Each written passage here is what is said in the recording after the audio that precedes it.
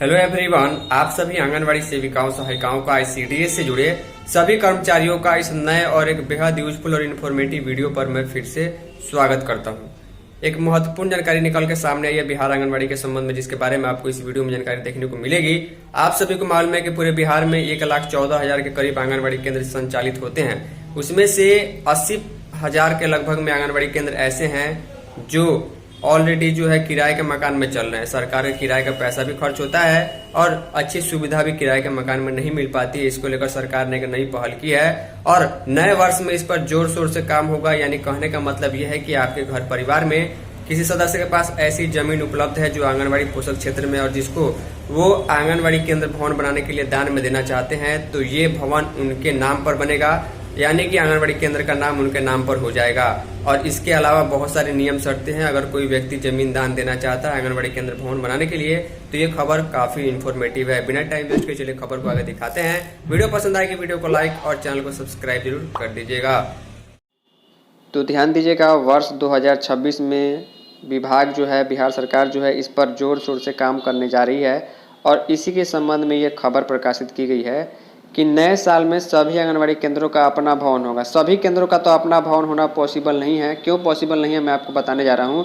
जिलों में ज़मीन की खोज करेंगे अधिकारी। सबसे ज़्यादा प्रॉब्लम ज़मीन की उपलब्धता को लेकर के है। ज़मीन मिलेगा तो ही डिपार्टमेंट आगे प्रोसीजर बढ़ाता है और उसके लिए भवन निर्माण के लिए राशि स्वीकृत होती है। पटना से खबर है, लिखा गया, जमीन व मकान जो व्यक्ति दान देंगे उनके नाम पर रहेगा आंगनवाड़ी केंद्र का नाम। ये नियम शर्तें और कई सारी चीज़ें यहाँ पर दी गई है। कई लोग हमसे पूछते हैं कि अतुल जी, आखिर आंगनवाड़ी केंद्र का भवन कैसे बनता है, मेरे पास ज़मीन उपलब्ध है। तो लिखा गया, राज्य भर में 1,14,000 आंगनवाड़ी केंद्र संचालित हो रहा है, जिसमें से 80,000 केंद्रों के पास अपना भवन नहीं है। समाज कल्याण विभाग नए साल में सभी आंगनवाड़ी केंद्रों को अपना भवन दिलाने के लिए आम लोगों से जमीन और मकान दान करने की अपील करेगा। यानी जिनके पास आवश्यकता से अधिक भूमि है या जो दान करने को इच्छुक हैं, उनके लिए ये खबर है। हर जिले में अधिकारी गांव-गांव में अभियान चलाएंगे ताकि गांव के लोगों को मालूम हो सके कि वह जमीन किस तरीके से दान दे सकते हैं। दान देने वाले लोग अनुमंडल पदाधिकारी के पास आवेदन कर सकते हैं। विभाग ने तय किया है कि अगर कोई भी व्यक्ति केंद्र के लिए जमीन या मकान दान में देता है तो केंद्र का नाम वह अपने किसी परिवार के सदस्य के नाम पर रख सकता है। अब एक डाटा देखिए, लिखा गया है कि 1,14,000 आंगनवाड़ी केंद्र बिहार में चलते हैं, जिसमें 2700 केंद्रों के पास अपना भवन है। 4,000 केंद्र स्कूलों में चलते हैं, लेकिन 80,000 केंद्र जो है वो किराए के मकान में चल रहे हैं, जिनका किराए का पैसा खर्च होता है। किराए के मकान में चलने से दिक्कत ये आती है कि सरकार का पैसा भी लगता है और किराए के अनुरूप वो सुविधा किराए के भवन में नहीं मिल पाती है, तो दिक्कत अल्टीमेटली आती है।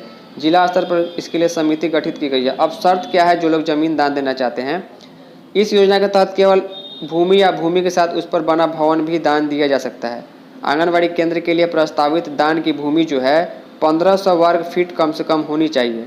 इसके अलावा वह भूमि आंगनवाड़ी केंद्र के पोषक क्षेत्र के अंदर होना चाहिए ताकि केंद्र पर लाभार्थी और बच्चों को आने से आने में दिक्कत नहीं हो।